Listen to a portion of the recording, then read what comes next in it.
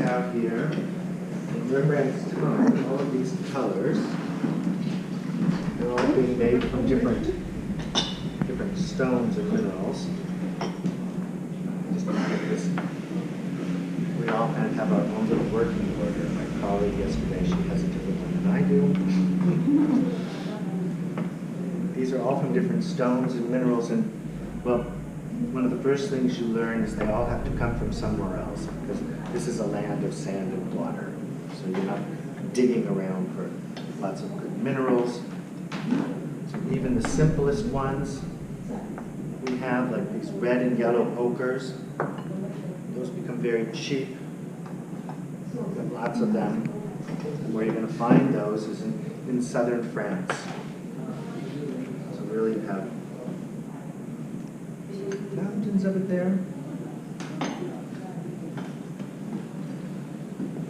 What's called umber, from Italy, from Umbria. Makes the light brown, the raw umber, but I could heat it and then grind it, and I get my burnt umber. So that's where that term comes from. A raw sienna will look like this and this, but if you heat this up first in a stove or an oven, and then grind it up, then you get your burnt sienna. And it looks the same as your red ochre, but what's strange, that burnt sienna, when you make it into paint, it's going to take more oil, and yet in the end, it dries quickly. This takes less oil, dries slowly. So they're all a little different that way. Another one that takes a lot of oil, dries quickly, is this. It's called Castle Earth. And that is simply dirt from Germany. Does it sound so exciting? Wait, I gotta get there.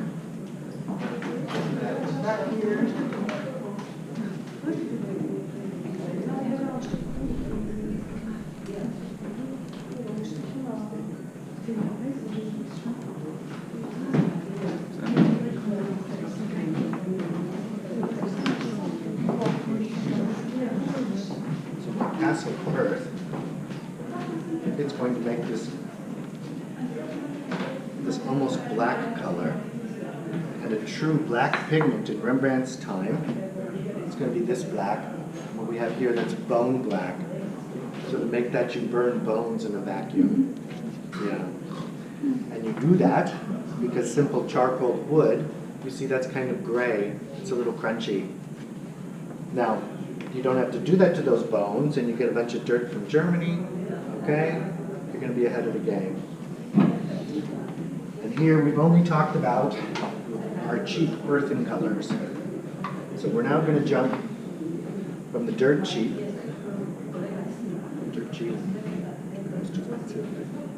ultramarine blue, and that's from lapis lazuli. Everybody heard of lapis lazuli? No? So it's a semi-precious stone. They come from Afghanistan. So that makes it expensive just to get it and get back.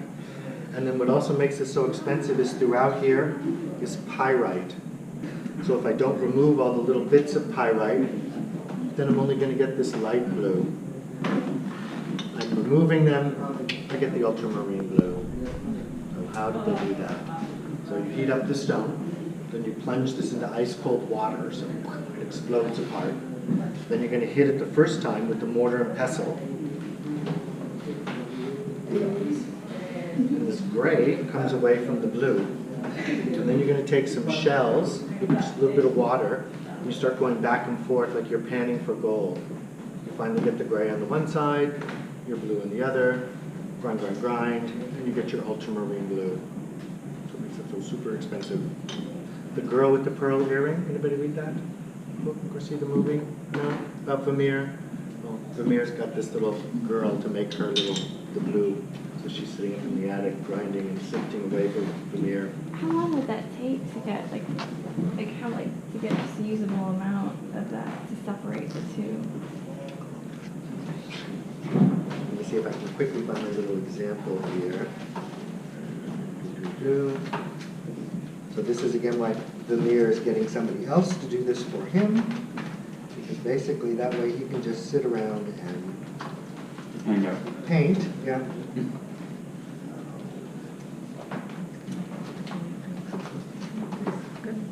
Sorry, I don't have all my things in order.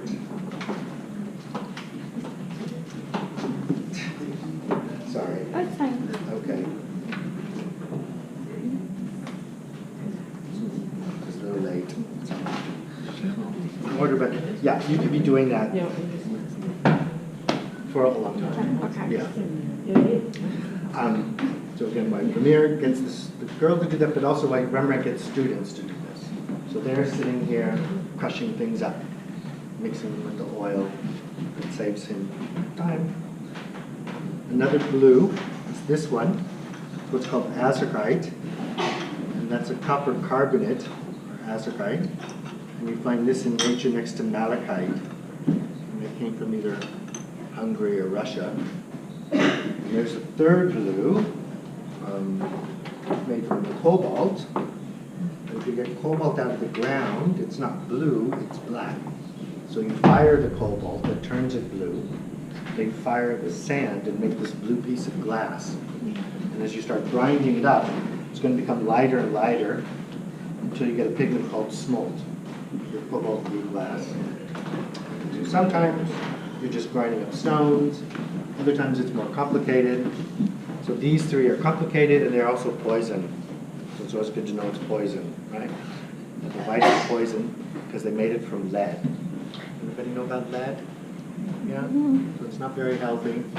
It's also not very white. No? Where are you from? Austria. Austria. Bleiweiß. Yeah. So to make this white, they put it into a little jar like this with vinegar. You cover with a cloth, and then you're going to cover the whole thing in horse manure. Okay, some horse poo. There's lots of heat and ammonia in that, along with that vinegar, and it eventually turns your lead white. So after about 3 months, you can take it out, scrape off the sides, and you've made your nice Dutch lead white. Then if you heat up the metal tin, you could add some of that powdered lead. They're going to chemically react, and then it turns into the super bright yellow. So that's our lead tin yellow. And the third one to caution people on was such a red called vermilion, because our vermilion, that's mercury and sulfur put together. Nobody's ever told you, I will. If you are a painter, it's best that you don't lick your brush, okay? Because it can be kind of deadly, depending on what you're painting with. But this is a red that people eat, and you might not be aware of it. It's called carmine red. Everybody heard of that? Mm-hmm. Carmine red, that's made from cochineal. So these are little cactus lice. They're little bugs, and they come from Mexico. So someone has to pick them off the cactus and dry them out.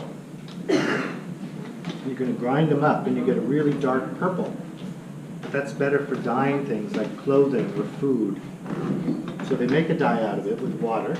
They would dye a pigment with no color, like chalk. And then you've created this super bright red called carmine red. And that's going to make it more light fast and more permanent than using the little bugs by itself. It could also be done here with the root of a plant. It's called maycrop and madder. Same thing, you make a dye out of it to dye the pigment with no color. And you get what's called crop black or rose madder red. The craziest one made that way was a really bright yellow like that. They made it by feeding mango leaves to cows in India. And then these cows, they have really bright yellow pee. So someone's got to go around and collect their pee. You put that under the chalk, and then you get your bright yellow called the Indian yellow.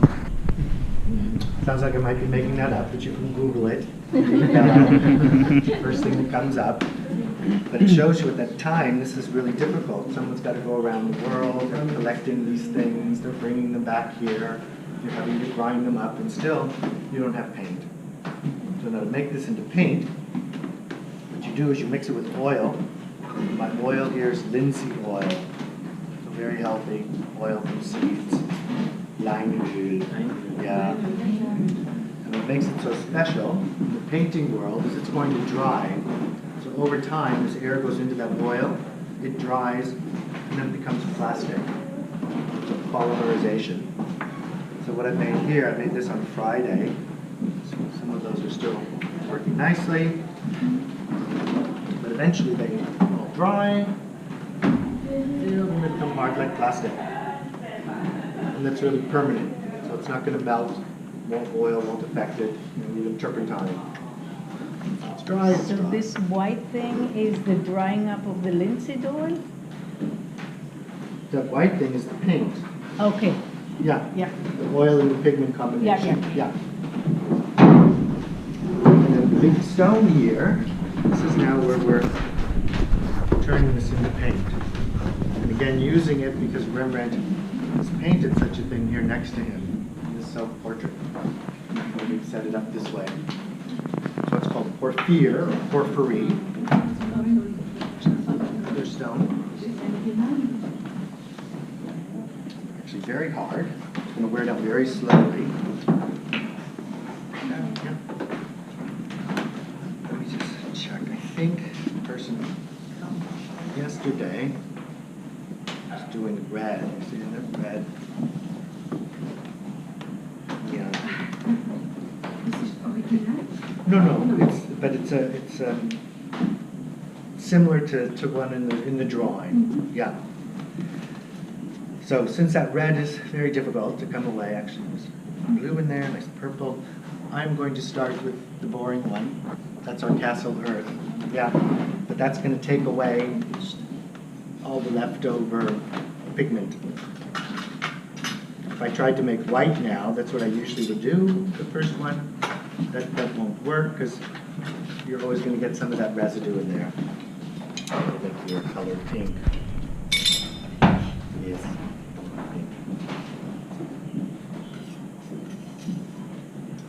This is my castle earth. And what's also interesting with this, it makes a really dark color, again, like the black there. But the bone black there, that's very opaque. Okay, it's going to cover up another color completely, where my castle earth is very transparent. So you can use that actually as a glaze to glaze over another color, make it a little darker. So now the oil, yeah, I do, not too much.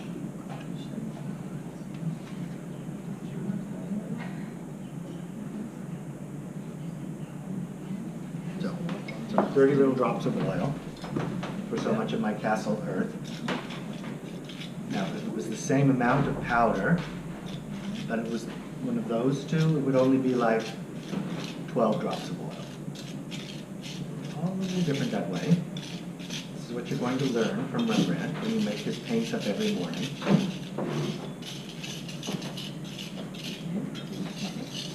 And as a student making the paint, it's possible that they had to do this for their first couple of years before Rembrandt would let them use the paint. That way they really knew about every color, how they're going to work with the others. But what I can't do is just stir it up with a knife until I've turned it into paint. And actually that looks like I've added too much oil. That's kind of the characteristics of the castle earth at this point. But with any of them, if you just stir it with a knife, that'll never work. What will happen is eventually the oil will start to leak out of the pigment. So with this stone, this action here, this rubbing it around on the surface, this is going to make my oil and my pigment now one thing, instead of those two separate things. It's also going to make it thicker with my castle earth.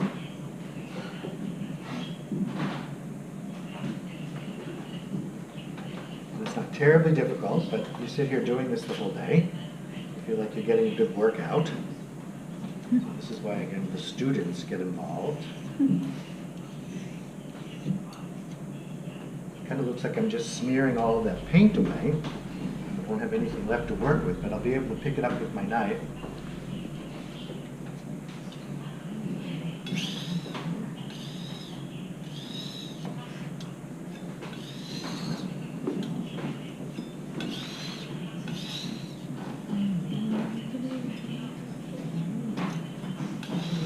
Nice thick glossy paint.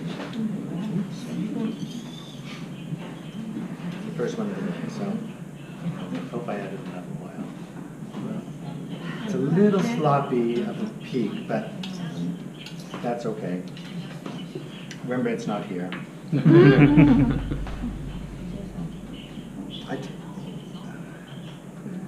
What I have to do now is I have to do this some 6 to 10 times until I've made up enough color for one day. But what's nice, I can mix them together, so I have a little blue, even though it's started to get a little skin. Gather a little bit from under there from Friday. Now I have my red, so from Friday. How long does it take until it's really dry? Oh, it's going to take at least a couple of days or more, and depending on the color, it could be a couple of weeks or more. So every color is a little different. So this one I made on Friday too, and it's already got that skin on the outside. But then what's underneath, that's going to take forever to dry. That's why it's hard to make really thick paint. So you have to build up those layers. That's where this layering of the paint comes in.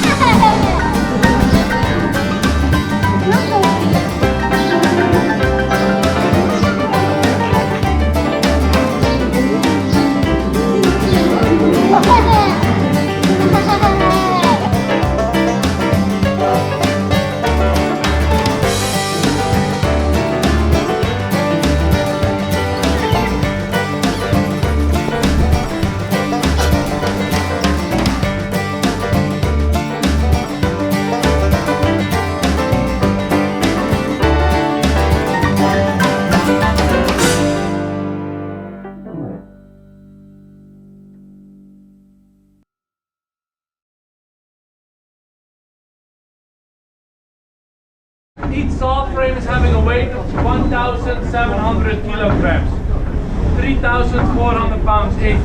And they not go up and down at once, but after each other. And that's because 2 levels higher, half in the windmill is an axle, what we call the crankshaft. And with a crankshaft you can get from the rotation of the wings, the movement of going up and down.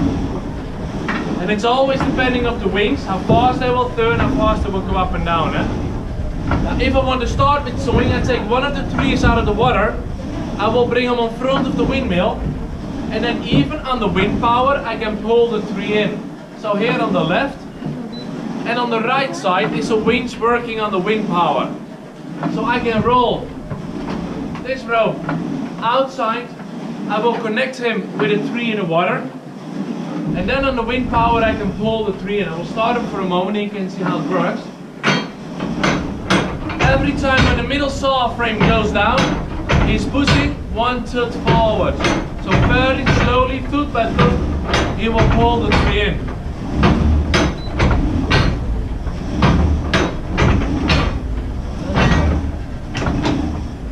Those winches can pull a tree in till 2,000 kilograms and more than 4,000 pounds very easy. So he pulls the whole tree out of the water, then still on the outside of the tree is the bark sitting. Now we have to unbark the whole tree because there's lots of sand and dirt sitting in the bark. So with the hand shovels, we unbark the whole tree, and then when the whole tree is clean, I pull the tree inside, and then I place the tree on front of a saw frame. Now, at the moment, we are just starting with sewing a new tree, a pine tree. And the tree is not lying on the floor, but the tree is lying on a wooden construction, a kind of wagon. So the wooden construction, the wagon is gliding over the floor. Now if I want to start with sewing, I just pull on this rope behind me, and now it's going to start with sewing. What's happening now? When the saw frame goes up, he pulls the wagon with a tree on 1 millimeter forward. When he comes down, he will saw the tree. When he goes up, he brings him 1 millimeter forward down his sewing. There he goes. Now it's starting.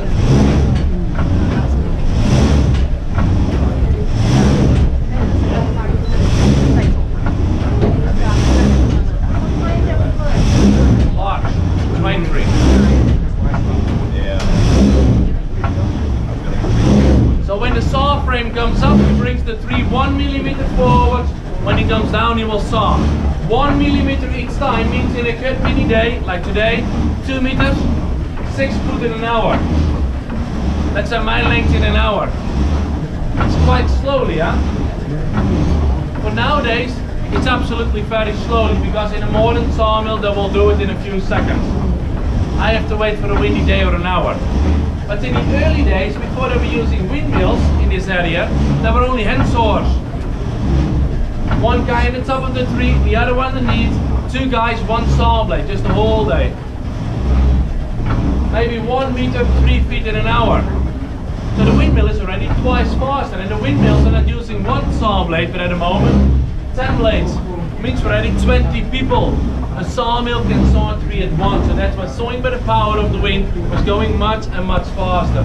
Now when the whole tree is through the blades, the wood is still very wet, so the last part of the process is drying. So all the wood goes outside into the storehouse, small piece of wood between so the wind will blow through. Drying off your wood can take half a year, but it can even take 3-4 years.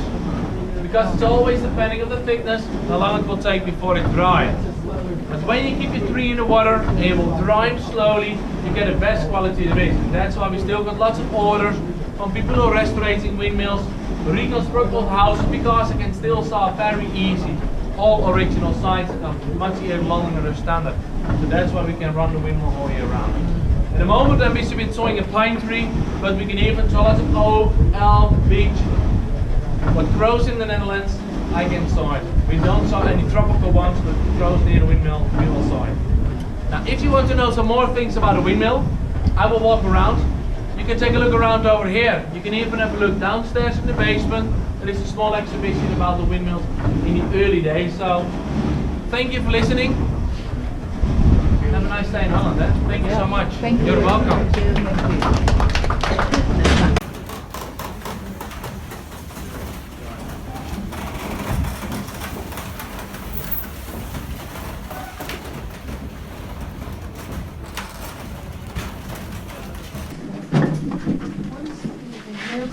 wenn sie dir zu sehr am Rand sind, dann holst du das wieder so in die Mitte und dann kannst du wieder. So, Achtung, mach nochmal ein Foto.